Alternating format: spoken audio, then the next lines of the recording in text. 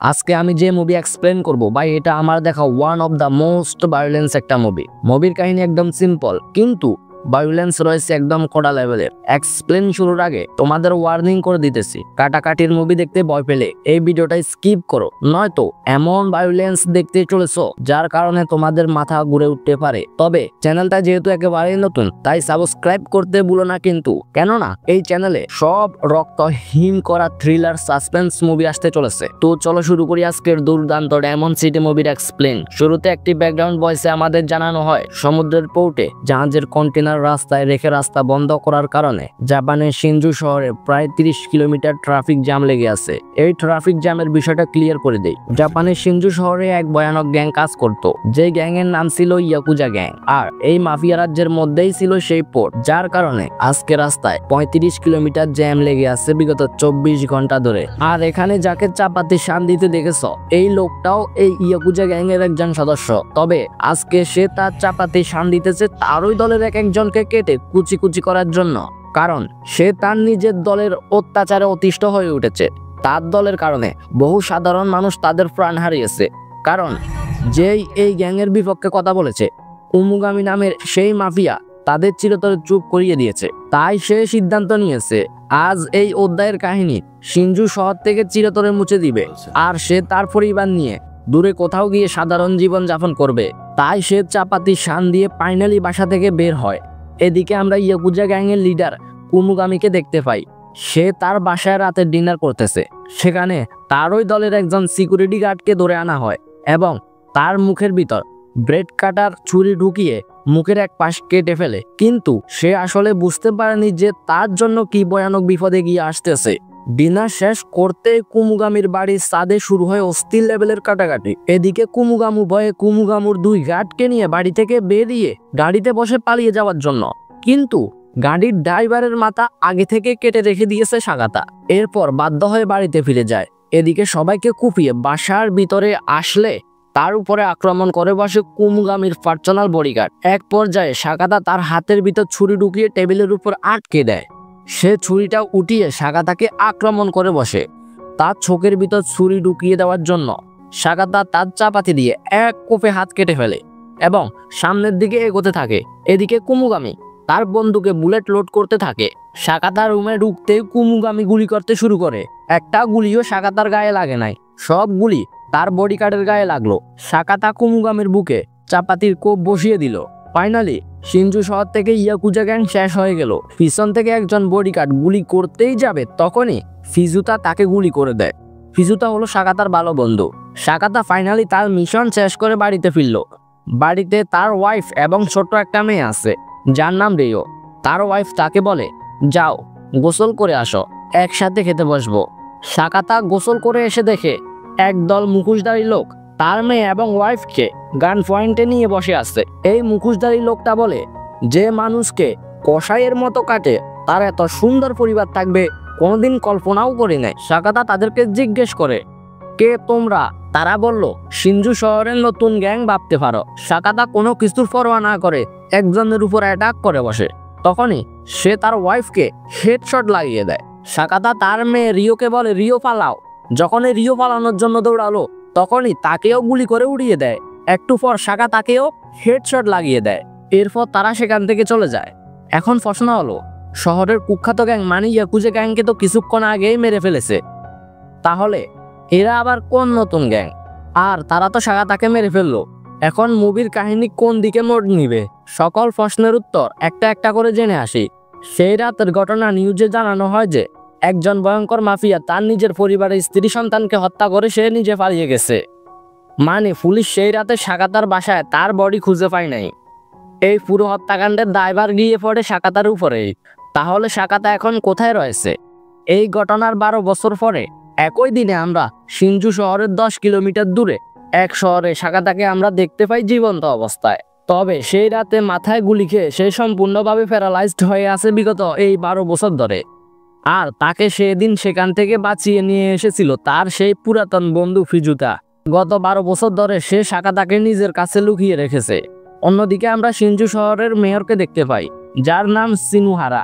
সে তার এক বিবিসি জার্নালিস্টদের জানায়, আমি একটি সংগঠন করেছি, সেই সাথে অনেক দিন ধরেই আমরা এই সংগঠন নিয়ে এই সিনজু শহরে একটি প্যারাডাইস সিটি করে তুলেছি, যার নাম মাহবুবা। এখানে রয়েছে বিলাসবহুল জীবনযাপন, 7 তারকা হোটেল, ক্যাসিনো, বার, নাইট ক্লাব, মানে ধনীদের টাকা উড়ানোর এক জায়গা বানিয়েছে। আর সে এটাই কৌশলে মার্কেটিং করছিল। কিন্তু তার এই কথার মাঝেই একজন জার্নালিস্ট তাকে থামিয়ে দেয় আর তাকে বলে, আপনি যখন থেকে এই শহরের মেয়র হয়েছেন তখন থেকে হাজার হাজার মানুষ খুন হয়েছে।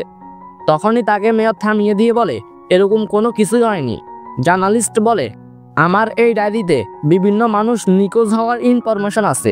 মেয়র এতক্ষণে বুঝে গেছে এখানে বেশিক্ষণ থাকলে নতুন কোনো সমস্যার সৃষ্টি হতে পারে, তাই সে এগুলো এড়িয়ে চলে যায়। এরপর আমরা সাকাতাকে দেখতে পাই।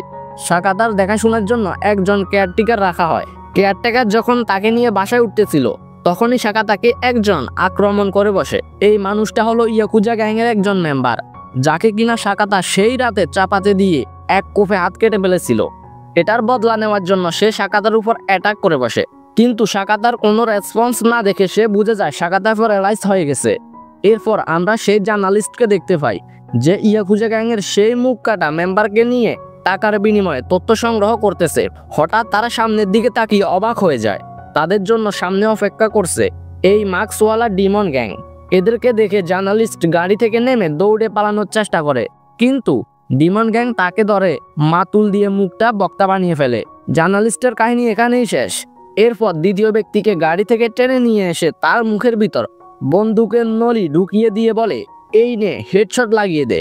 কিছু করার ছিল না, নিজের মাথায় নিজেই হেডশট লাগিয়ে দিল। একটু পরে মাস্কওয়ালা ব্যক্তির কাছে একটা SMS আসে। SMS-টা দেখে সে অবাক হয়ে যায়। এরপর সিন শিফট হয় একটা হসপিটালে। সেখানে পুলিশ অফিসারের প্রধান মিস্টার সিনু আছে। সাকাতার কেবিনের সামনে 2 জন জুনিয়র পুলিশ পাহারা দিতেছে। মিস্টার সিনু তাদেরকে কিছু টাকা দিয়ে বলে, এই নে তোরা নাস্তা করে আয়। মিস্টার সিনু কেবিনে ঢুকে তার মাস্ক পরে সাকাতার উপর অ্যাটাক করে বসে তাকে মেরে ফেলার জন্য।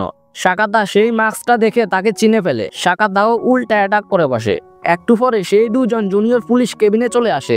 মিস্টার সিনু একজন জুনিয়রের মাথায় হেডশট লাগিয়ে দেয়। তারপর আমরা বুঝতে পারি আরেকজন জুনিয়র তার দলেরই লোক। এতক্ষণ ধরে যা ঘটলো সব কিছু পিছন থেকে একজন ডাক্তার দেখে ফেললো। এখন তো আর কিছু করার নাই, তাই ডাক্তারকে কেবিনের ভিতর টেনে এনে ডাক্তারের মাথায় একটা বালিশ ধরে তার মাথায়ও হেডশট লাগিয়ে দেয়। এই সুযোগে সাকাতাও অ্যাটাক করে বসে। জুনিয়রকে জানালা দিয়ে নিচে ফেলে দিয়ে মিস্টার সিনুর গলায় কাপড় পেঁচিয়ে তাকে ফাইনালি মেরে ফেলে। ফিজুতা হসপিটালের সামনে এসে সাকাতাকে হাঁটতে দেখে সে তো পুরাই অবাক। এইদিকে কেউ কিছু বুঝে ওঠার আগেই ফিজুতা সাকাতাকে নিয়ে চলে যায়। এরপর সিন শিফট একটা গোডাউনে। সেখানে আমরা কিছু মেয়েদের দেখতে পাই, তারা ড্রাগ প্যাকেটিং করতেছে। হঠাৎ ফিজুতার কাছে একটা SMS আসে। SMS-এ লেখা ছিল, সাকাতাকে মেরে তার বডিটা গোডাউনে দিয়ে যাও। ফিজুতাও তাই করে। সাকাতাকে একটা প্যাকেটে ঢুকিয়ে গাড়ি করে গোডাউনে নিয়ে আসে। গোডাউনের লোকজন মনে করছিল ফিজুতা সাকাতাকে মেরে ফেলেছে, তাই তারা বডিটা ময়লার ডাস্টবিনে ফেলে দিয়েছে। সাকাতা গোডাউনে ঢুকতেই প্যাকেটের চেন খুলে বেরিয়ে আসে। তারপর শুরু করে অস্থির লেভেলের মারামারি। এটা কিছু গ্যাং মেম্বার সিসি ক্যামেরা দেখে ফেলে। সাথে সাথে চেকপোস্টে কল করে বলে ফিজুতা বেইমানি করেছে। এটা শুনেই গাড়ির ড্রাইভারের কপালে বন্দুক দিয়ে টিপ লাগিয়ে দেয়। সাকাতার ফাইটিং স্কিল দিয়ে গোডাউনের সমস্ত মেম্বারকে আস্তে আস্তে ক্লিয়ার করতে থাকে। অন্যদিকে একজন মাস্কওয়ালা হাতে রিমোট নিয়ে গোডাউন থেকে বেরিয়ে আসতেছে। গোডাউন থেকে বেরিয়ে এসে হাতে বোমার রিমোট নিয়ে সাকাতার দিকে তাকিয়ে হাসতে হাসতে রিমোটে ক্লিক করে দেয়। নিমিষেই পুরো গোডাউন ব্লাস্ট হয়ে যায়। কিন্তু সাকাতা তখনও মরে নাই। মাস্কওয়ালা তো পুরাই অবাক। ফিজুতা গাড়ি নিয়ে এসে পিছন থেকে ধাক্কা দিয়ে মাস্কওয়ালাকে উড়িয়ে দেয়। ফাইনালি গোডাউন ক্লিয়ার হয়ে যায়। কিন্তু কাহিনীতে টুইস্ট তখনই আসে যখনই ফিজুতা স্বীকার করে সাকাতার পরিবারের মৃত্যুর পিছনে তার হাত আছে। এটা শুনেই সাকাতার সাথে সাথে ফিজুতার বুকে গুলি করা শুরু করে। সাকাতা মাস্কওয়ালাকে ধরে নিয়ে এসে ইচ্ছামতো কেলাতে শুরু করে। তখনই ডিমন গ্যাংয়ের লিডার কল দিয়ে বলে, সাকাতা তুমি হয়তো জানো না তোমার মেয়ে এখনো জীবিত আছে, আর সে এখন কলেজে পড়ে। তুমি যদি ওকে মেরে ফেলো তাহলে তোমার মেয়েকে আমি মেরে ফেলবো। এই পুরো ডিমন গ্যাং তারই আন্ডারে চলে। এরপর আমরা রিওকে দেখতে পাই। রিও হলো সাকাতার মেয়ে। রিও এখানে বসে বসে টিভিতে নিউজ দেখতেছে এবং তার নকল বাবাকে বলতেছে বাইরের পরিস্থিতি এখন অনেক খারাপ। তখনই ডিমন গ্যাংয়ের লিডারকে দেখানো হয় এটা আসলে সিনজু শহরের মেয়র। এখন আমাদের প্রশ্ন হলো রিও কেন এই মানুষটাকে বাবা বলে ডাকতেছে? আসলে রিও জানে না সে তার আসল বাবা না। আপনারা এটাও বলতে পারেন রিও তো সেদিন মারা গেছে, তাহলে সে এখন জীবিত কিভাবে? এটার উত্তর আপনারা পরে দেখতে পারবেন। তারপর সিন শিফট হয় একজন পুলিশের বাড়িতে। সে বাড়িতে ঢুকে দেখে তার রুমের জানালাটা খোলা। জানালা বন্ধ করে পিছনে ফিরতে দেখে সাকাতা তার রুমে বসে আছে। পুলিশ সাকাতার সাথে অনেকক্ষণ কথা বলে। সাকাতা ফাইনালি তার মেয়ের অ্যাড্রেস নিয়ে বাড়ি থেকে বেরিয়ে যায় এবং তার মেয়ের বাড়িতে ঢুকতেই একে একে সবাইকে মেরে তার মেয়ের রুমে ঢুকে যায়। তার মেয়ে তাকে দেখে সোফার পিছনে লুকিয়ে যায়। রুমের ভিতর একটা বোর্ডে তার মেয়ের ছবি দেখে সাকাতা ইমোশনাল হয়ে যায়। এরপর রিওর নকল বাবা রুমে চলে আসে। তাদের দুজনের মাঝে প্রায় অনেকক্ষণ মারামারি হয়। মারামারির এক পর্যায়ে এই মাল একটা ওয়ার্ড বলে ফেলে। এই ওয়ার্ড শুনে সাকাতার মনে পড়ে যায় সেই রাতের কথা। সাকাতা বুঝে যায় এটাই সেই মার্কসম্যান যে তার স্ত্রীর উপর শুট করেছিল।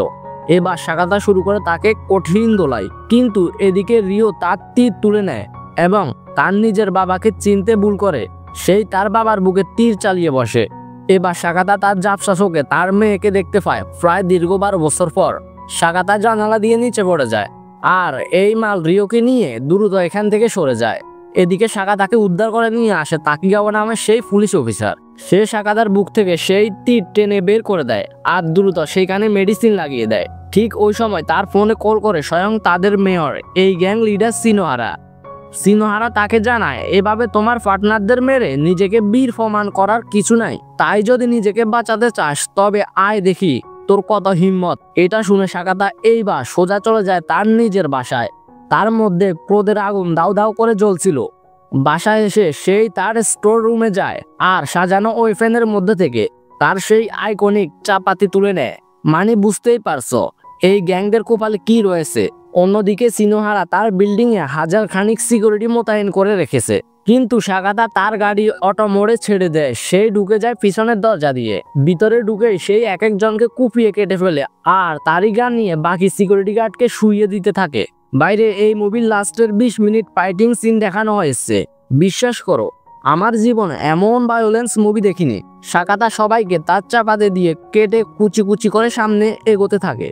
আর এই সকল ঘটনা এই মাল তা সিসিটিভি দেখে এইবার সে নিজে প্রস্তুতি নেয় সাকাতার সাথে ফাইনাল খেলার জন্য। এদিকে সাকাতা সবাইকে মারতে মারতে উপরে আসা মাত্রই এইবার সুযোগ বুঝে সাকাতার পেটের মধ্যে ছুরি ঢুকিয়ে দেয়। কিন্তু সাকাতা আবারও উঠে দাঁড়ায় আর এই মাল বলে আজকে তোকে আমার হাত থেকে কেউ বাঁচাতে পারবে না। এটা বলেই এই মালের উপর ঝাঁপিয়ে পড়ে। এক পর্যায়ে এই মাল আবার যখন সাকাতার চোখের দিকে ছুরি ধরে এইবার সাকাতা সেই ছুরি ঘুরিয়ে এই মালের চোখের মধ্যেই ঢুকিয়ে দেয়। ফাইনালি এক কোপে তাকেও মাটিতে শুইয়ে দেয়। এই মালকে মেরে সে লিফটে করে চলে আসে মেহবুবা প্যারাডাইসের টপ ফ্লোরে। সেখানে আছে তার জীবনের প্রধান শত্রু সিনোহারা।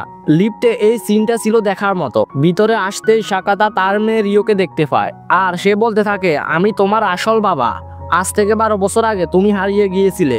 ঠিক ওই সময় সেখানে আরো একজন মার্কসম্যান আসে আর সাকাতার মাথায় তরবারি ধরে। এদিকে সিনোহারা রিওর মাথায় তরবারি ধরে তার মাথা নামিয়ে ফেলার জন্য। এখানে আমরা জানতে পারি রিও কিভাবে বেঁচে ফিরেছিল। আসলে সেদিন গুলি রিওর ফিটে নয়, তার হাতে থাকা খেলনায় লেগেছিল। প্রচন্ড ভয়ে সেদিন রিও মাটিতে অজ্ঞান হয়ে পড়েছিল। সিনোহারা এসব জানিয়ে যখন রিওর মাথা নামিয়ে দেওয়ার জন্য তরবারি উঠায়, ঠিক ওই সময় তাকিগাওয়া সেইখানে চলে আসে আর উড়াদুরা ফায়ার করে মেরে ফেলে। এই সুযোগে সাকাতা তার মেয়েকে চেঁচিয়ে বলে এখান থেকে তাড়াতাড়ি পালাও। সাকাতার বলা কথায় রিও সেই 12 বছর আগের কথা মনে পড়ে যায়। ঠিক ওইভাবে সেই দিন সাকাতা রিওকে পালানোর জন্য বলেছিল। রিও উঠে তাকিগাওয়ার সাথে পালিয়ে নিচের দিকে যেতে থাকে আর এইদিকে সাকাতা উঠে সেই মার্কসম্যানের সাথে ফাইট শুরু করে। এখানে দুজনের মধ্যে চলে তুমুল লড়াই। দেখা যায় কেউ কারো থেকে কম নয়। তবে হঠাৎ সাকাতা তার চাপাতি তুলে নেয় আর এক কোপ বসিয়ে দেয় মার্কসম্যানের কোমর বরাবর। এরপর তাকে টেনে ধরে সেই চাপাতি আবারও ঢুকিয়ে দেয় সেই মার্কসম্যানের পেটের মধ্যে আর এভাবে তাকেও খতম করে দেয়। তবে এই অ্যাসাসিনের সাথে লড়াই করতে গিয়ে সাকাতাও খুব খারাপভাবে জখম হয়ে পড়েছিল। তার শরীরে আর কোনো শক্তি অবশিষ্ট ছিল না। সিনোহারা এসে ওই মার্কসম্যানের কাছে বসে আর ফাইনালি মাস্ক খুলে নেয়। এখানে আমরা প্রথমবারের মতো সিনোহারার মুখের কষ্টের ছাপ দেখতে পাই আর এখানে আমরা জানতে পারি মাস্ক পরা অ্যাসাসিন ছিল সিনোহারার ছোট ভাই। সিনোহারার ফ্ল্যাশব্যাকে আমরা জানতে পারি সিনোহারা আর মাস্ক পরা ব্যক্তি ছিল দুই ভাই যারা ছোটবেলা থেকে ছিল পাওয়ারফুল নিনজা। তবে এখানে সিনোহারা ছিল লিডার মাইন্ডের, মানে সে তার ছোট ভাইকে অর্ডার করত আর তার ছোট ভাই তার বাইয়ের অর্ডারে এক নিমিষে মানুষ মেরে ফেলতো। সিন শিফট হলে দেখা যায় সিনোহারার সামনে তার ছোট ভাই আস্তে আস্তে মৃত্যুর কোলে ডলে পড়তেছে। এই কাহিনী দেখে সিনোহারার বুকে এক ভয়ানক রাগ জ্বলে ওঠে। ভিডিওর এই পর্যায়ে থেকে কালার গ্রাউন্ড পিএনজি করে দেওয়া হলো, কারণ এত ভায়োলেন্স আর কাটাকাটি রয়েছে যেটা দেখানোর মতো না। যাই হোক, এবার সিনোহারা তার মাস্ক পরে নিতে এবার সাকাতা তাকে দেখেই চিনে ফেলে যে এটাই সেই লোক যে সেদিন তার মাথায় শুট করেছিল।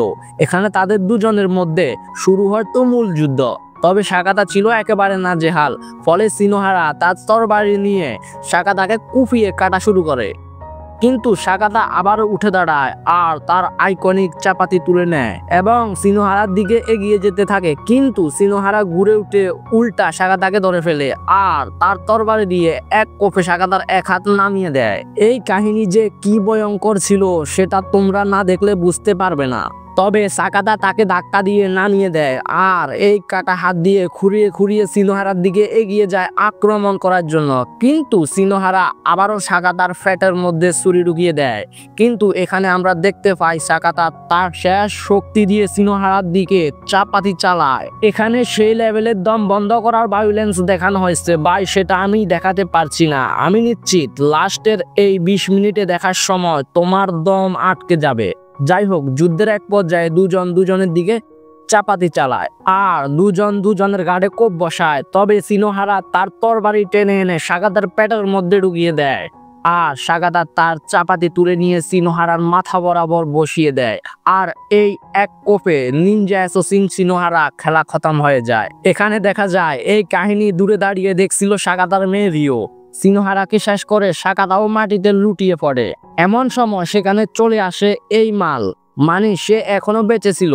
সেখানে রিওকে বলতে থাকে, দেখো এই লোকটা আমাকেও মেরে ফেলতে চায়, এই লোকটা তোমার বাবা মায়ের খুনি। কিন্তু এই মালের পিছনে দাঁড়ায় স্বয়ং সাকাতা।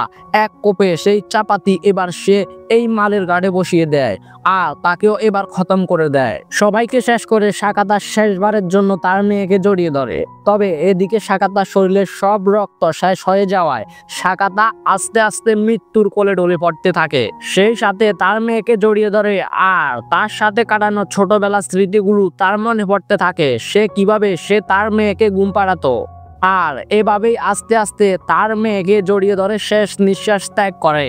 যারা যারা এখনো এই চ্যানেলটি সাবস্ক্রাইব করেন নাই তাড়াতাড়ি এই চ্যানেলটি সাবস্ক্রাইব করুন, কারণ এই চ্যানেলে ক্রাইম, থ্রিলার এবং অস্থির লেভেলের কাটাকাটি মুভি